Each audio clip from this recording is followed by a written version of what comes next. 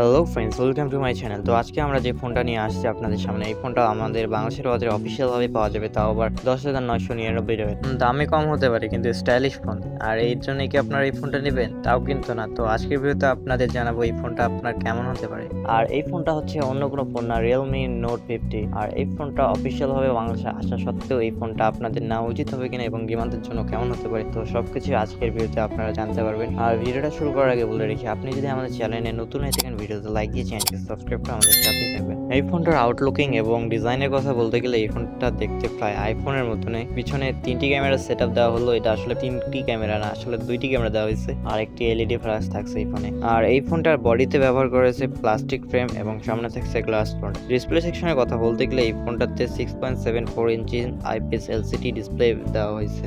আর এই ডিসপ্লেটার resolution 720x1060 পিক্সেলের। আর এর পিপিআই ডেন্সিটি প্রায় 260 পিপিআই ডেন্সিটি। আর এই ফোনটা পিক ব্রাইটনেস এর কথা বলতে গেলে এই ফোনটার মধ্যে আপনি 560 নিটস এর ব্রাইটনেস পেয়ে যাবেন। আর এই ডিসপ্লেটা আপনি ইনডোরে ভালো স্পষ্টভাবে দেখতে পারবেন, কিন্তু আপনি যদি ডিরেক্ট সানলাইটে দেখতে চান আপনার একটু অসুবিধা হতে পারে। তো আমার মতে এই ফোনটা আপনার সানলাইটে ইউজ না করাটাই বেটার হবে।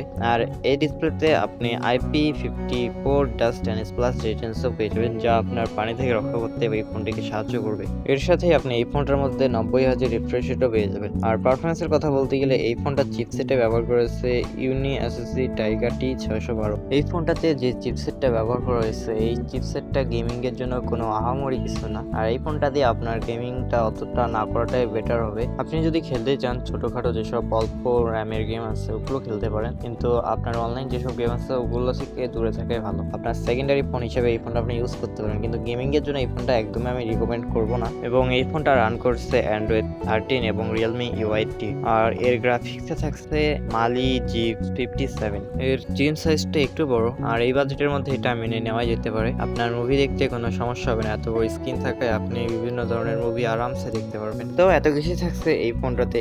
আর এই ফোনটার ক্যামেরার কথা বলতে গেলে এর ক্যামেরা তো বিশেষ কিছু থাকছে না, সাধারণ নর্মাল যেসব আগে আমরা ক্যামেরা দেখতাম ওই রকম ক্যামেরা। আমার মতে এই বাজেটের মধ্যে এই ফোনটা একদমই আমার জন্য ফালতু। আর এই ফোনটা আপনার নেওয়া উচিত হবে কিনা সেটা আপনি বুঝতে পারবেন, কারণ এই ফোনটার মেইন ক্যামেরায় ব্যবহার করা হয়েছে মাত্র 13 মেগাপিক্সেলের একটি ক্যামেরা, তাও আবার 0.08 মেগাপিক্সেলের PDAF এর সাথে।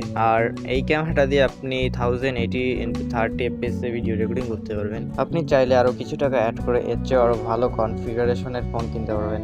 আর এর ফ্রন্টে ব্যবহার করেছে মাত্র 5 মেগাপিক্সেলের একটি সিঙ্গেল সেলফি ক্যামেরা, যা আমাদের এই 2024 সালে এসেও আমরা এই রকমের ক্যামেরা একদমই আশা করি না। আর বিভিন্ন ফোনে এখন তো 8 মেগাপিক্সেলের ক্যামেরা দিয়েও দেয়। আর এই ফোনটা আমার মতে কোনো দিক দিয়ে আমার কাছে একদম ভালো লাগেনি, শুধু আপনার এই ফোনটার ডিজাইন আর কি। আর সেকেন্ডারি ফোন হিসেবে যদি আপনি ইউজ করতে চান তবেই নিতে পারেন এই ফোনটা, বাকিটা আমার কাছে একদমই ফালতু লাগছে এই ফোনটা। তো এবার কথা বলা যাক এই ফোনটার কিছু কমন কানেক্টিভিটি নিয়ে। কানেক্টিভিটির কথা বলতে গেলে এই ফোনটাতে আপনি ওয়াইফাই, ব্লুটুথ 5.0 এবং তার সাথে GPS, USB Type-C 2.0 charging port. আর সেন্সরে থাকছে side mounted fingerprint sensor, accelerometer, proximity এবং কম্পাস। তো এই ফোনটার এত কিছুই থাকছে এই ফোনটার সেন্সরের ভিতরে। আর ব্যাটারি সেকশনের কথা বলতে গেলে এই ফোনটার মধ্যে আপনি 5000 mAh এর ব্যাটারি তো পেয়ে যাবেন, কিন্তু ব্যাটারি যেটা আছে এটার মধ্যে আপনি মাত্র 10 ভোল্টের চার্জারটা পেয়ে যাবেন, যা একেবারে ফালতু। আর এই ফোনটা চার্জ করতে প্রায় 2.5 ঘন্টার মতন সময় লাগতে পারে, আর এটা আমার একদমই ভালো লাগেনি। এখনকার সময় এসে কমপক্ষে তো 18 ওয়াটের চার্জারটা দেওয়া উচিত ছিল, কিন্তু এটা করেনি। আর এই ফোনটা আমার কোনোভাবেই রিকমেন্ডেড হবে না যে ফোনটা আপনি এত টাকা দিয়ে ফোনটা আপনার নেবেন, কারণ এর চেয়ে আপনি এই কিছু টাকা অ্যাড করলে আরো ভালো ফোন পেয়ে যাবেন। তাও যদি আপনি এই ফোনটা নিতে চান, তো এই ফোনটা আপনি 2টি ভেরিয়েন্ট স্টোরেজের সাথে পেয়ে যাবেন, 464 এবং 4128 GB রোম। আর এর স্টোরেজটাও eMMC 5.1। আর এটা যদি আপনার UFS এর আন্ডারে থাকতো তাহলে আরো ভালো হইতো। তো এই ফোনটা এখন বুঝতেই পারলেন যে আপনার কেমন হতে পারে এবং এই ফোনটা নেওয়া উচিত হবে কিনা একান্ত বিষয় আপনার। আর আপনি যদি একজন গেমার হয়ে থাকেন তবে তো এই ফোনটা আপনার জন্য একেবারে নেওয়া উচিতই হবে। আর যারা সাধারণত রেগুলার কাজ করেন বা সেকেন্ডারি ফোন হিসেবে কিনতে যাচ্ছেন তাদের জন্য এই ফোনটা হতে পারে, কারণ তারা তো আর বেশি হেভি কোনো কাজ করবেন না নাকি। তো আজকের মতো এতটুকুই থাকছে ভিডিওতে। ভিডিওটা ভালো লাগলে ভিডিওতে লাইক দিয়ে চ্যানেলটিকে সাবস্ক্রাইব করে আমাদের সাথেই থাকবেন। দেখা হবে পরবর্তী অন্য কোনো ভিডিওতে।